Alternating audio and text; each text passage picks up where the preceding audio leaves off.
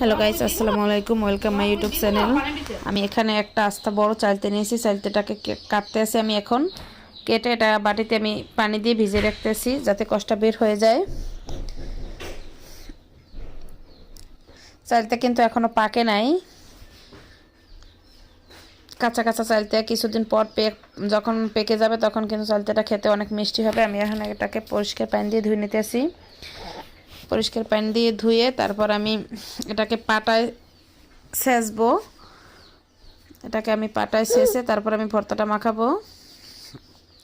এখানে আমি ধনেপাতা কুচি, তারপর লবণ, মরিচ এগুলো দিয়ে মাখাবো। সাথে আমি খেজুরের গুড় দেব। এখানে আমি ধনেপাতা কুচি দিয়ে দিলাম, দিয়ে দেবো লবণ, মরিচের গুঁড়ো দেব, তারপর দিয়ে দেবো খেজুরের গুড়, দিয়ে হাত দিয়ে সুন্দর করে মাখাবো। হাত দিয়ে সুন্দর করে একদম কষলিয়ে কষলিয়ে মাখাবো। তারপরে কিন্তু এটা রেডি হয়ে যাবে। খেতে কিন্তু অনেক মজা, আপনারা ট্রাই করবেন। এই যে দেখেন রেডি হয়ে গেছে। আমি একটু সরষের তেল দিতে ভুলে গেছিলাম, এখন আমি একটু সরষের তেল দিতেছি। সবাইকে ভিডিওটি দেখার জন্য ধন্যবাদ।